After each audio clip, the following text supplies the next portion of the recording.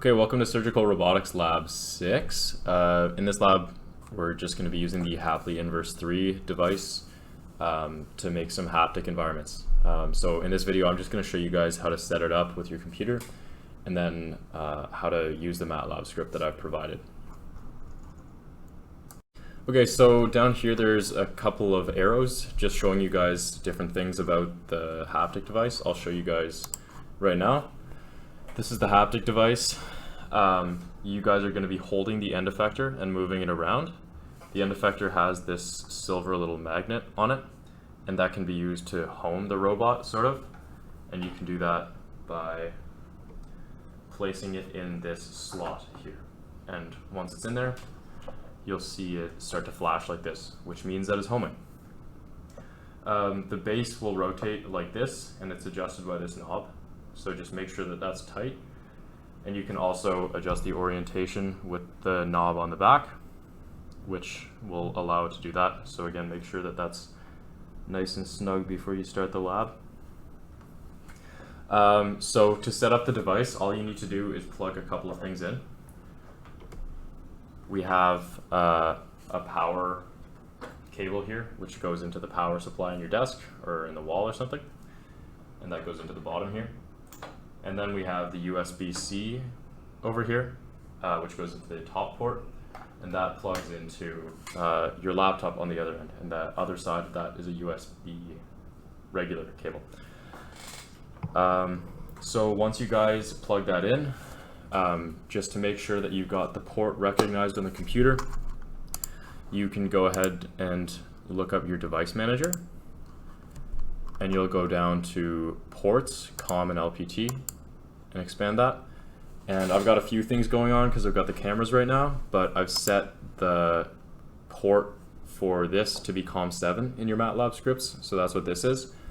If your laptop recognizes it as something else, like COM5 for example, you can either just change the MATLAB script to say COM5 for the communication, or you can right-click on this, go to Properties, Port Settings, Advanced, and then you can select COM7 from here.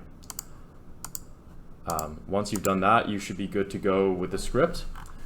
And this is how the script works down here. Every activity is a haptic environment that I've made for you guys, and you guys are going to be messing around with the position and the constants by which you're creating force. Each one is divided up into its own section.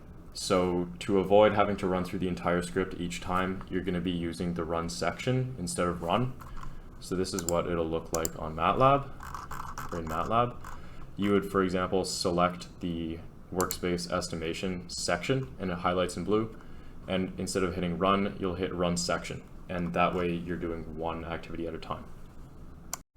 So here's the general syntax for what the haptic device takes. This is all provided in the program for you, but if you wanted to use this for the design project, for example, here's that information. After setting up the entire device using robot as the reference to the hardware, you're going to say position and velocity are equal to robot dot end effector force with the parameter request.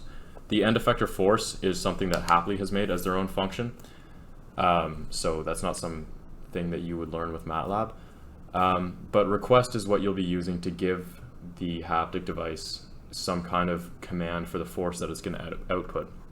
So to access the X, Y, and Z positions, you're just going to use the syntax pause with the index 1, 2, or 3, and the same thing for the velocity. And then if you want to provide a force in the X, Y, or Z direction, like I said, you're going to use a request with the appropriate index. And usually these requests are a function of some constant multiplied by the position and the velocity, which you guys will see in the lab. Okay, so the first activity is just the workspace estimation of the haptic device. And this is just to get you guys used to what kind of values you would be expecting to see for position and velocity, so that if you wanted to control it later, you could. So we'll go to the MATLAB script and we'll execute the workspace estimation. So I'll run section on that one, and I'll just move it around to get a good estimation of what I'm working with. And as you can see over here, it's just plotting it in real time. So my goal is to maybe find the maxima and minima along X, Y, and Z. And once that's done, I'll put this back and I can take a look at sort of the workspace I'm working with. This is kind of messy, but I can at least say for certain that on the x-axis, the minimum is around 20 centimeters or 0.2 meters, and the maximum is somewhere around 25 centimeters. Probably just 25 and 25, but those are the values that you would expect to see. All right. So for the next activity, we're gonna use just the spring force. So in the lab manual, I talk about the difference between positional impedance and velocity impedance. For the position, you would do spring impedance, which is just some coefficient multiplied by your actual position, taking the difference with a desired position. So for example, in the MATLAB script, if we were to go to the spring system, I've said that I want the end effector's y coordinate to be around negative 0.15. And aside from that, I should be able to move freely in the x and z directions. So I have the y force request equal to some spring constant times my desired position minus my actual y position. So I'll show you guys what that looks like. Just to be clear, I'm going to let go of this sometimes. You guys shouldn't do that for most of the activities, just because if it goes unstable, you could either damage the device or hurt yourself. But this is what it looks like. So I can move it up and down, side to side, but for y, which is coming back this way, it's using the spring force to compensate. So you guys can mess around with the desired position, maybe change it to x instead of the y-axis, so change the request from 2 to 1 or 3, and then you can also try messing around with the spring constant. Okay, the next activity, I've created a sphere in the workspace of the haptic device, and you guys are gonna sort of use the math that I've given you here to see how you might want to tailor the spring and damping coefficients of the ball. So in the MATLAB script, I'll go down to the haptic sphere, and I've got all of the equations that I've written out in the lab manual here, basically just making a sphere, and I want to return some proportional force using only the positional impedance that pushes you out of the sphere with more force the closer you are to the center of the sphere. So it'll be sort of tricky to show you guys what that will look like, but I'll do my best.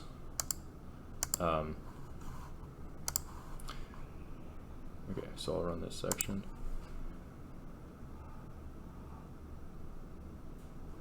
There we go. Okay, so there's a, so this is the sphere that I'm moving around in all directions here, and I get more force the more I try to move through it. So that's the point of that activity. You guys can mess around with the spring and damping coefficients, or just the spring coefficients for that one. Yeah, let's move on. Next up, we got the simulation of the virtual wall. So we're going to define a plane that we want to stay on the right-hand side of, and we're just going to set that as x is equal to 0, I think, for this one. Yeah, as x equal to 0. So if x is less than 0, we want to provide some force that puts it into the positive workspace, and that's given by this formula here. So you'll see that in the MATLAB script for the haptic wall. Let's find that constant force. Okay, I think it should be this one, constant force. So in the workspace of the haptic device, there should be a plane right here, and it's going to try to keep me on this side of the wall. When I go over here, it'll push me back here. So I'll run that section. And yeah, there's a wall right here that it pushes against me. So over here, I can move freely, but over here, it'll sort of send me flying back. Yeah, So that's the second last activity, I believe. There should be two more actually.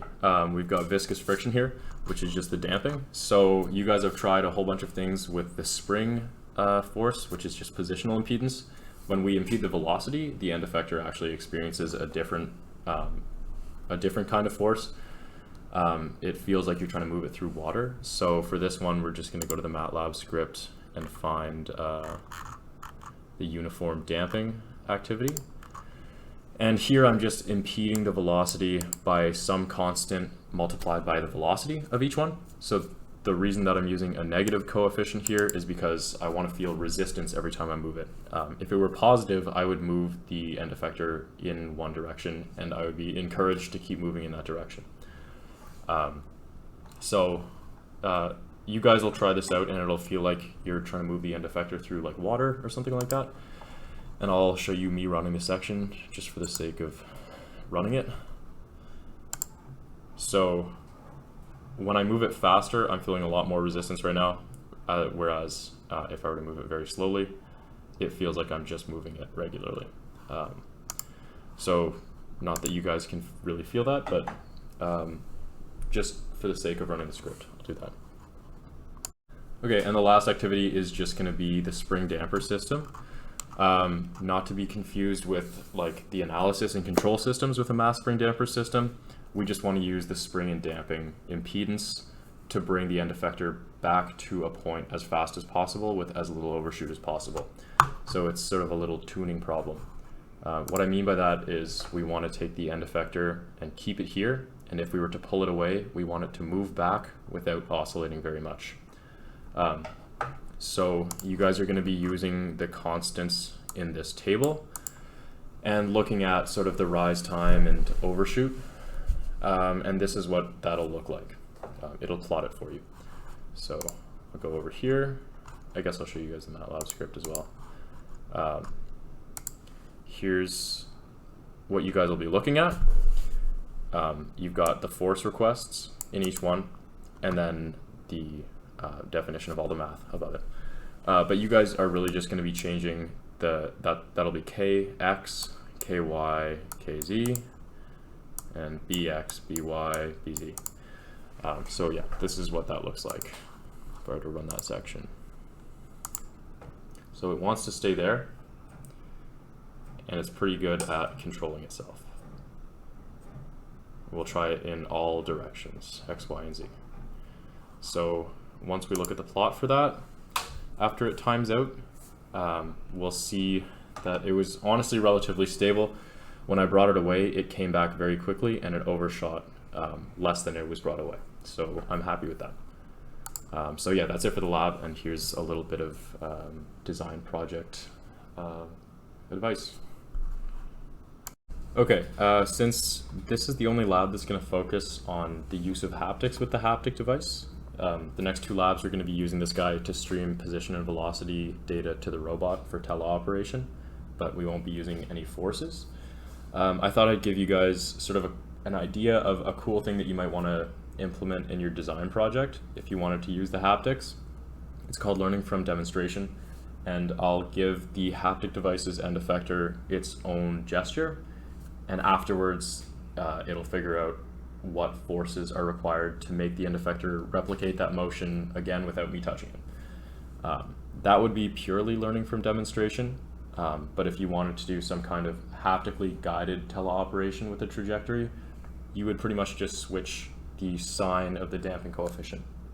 So yeah, this is something that if you have time at the end of the lab, talk to me about or try to figure it out yourself. This is what it looks like. First, I'll give the robot its gesture without any haptics. And then I'll go back to my original position, and it should be able to replicate it.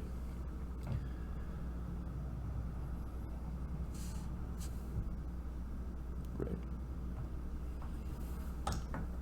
So that's another cool application of the haptics that might be useful for the design project. But aside from that, good luck in the lab, guys.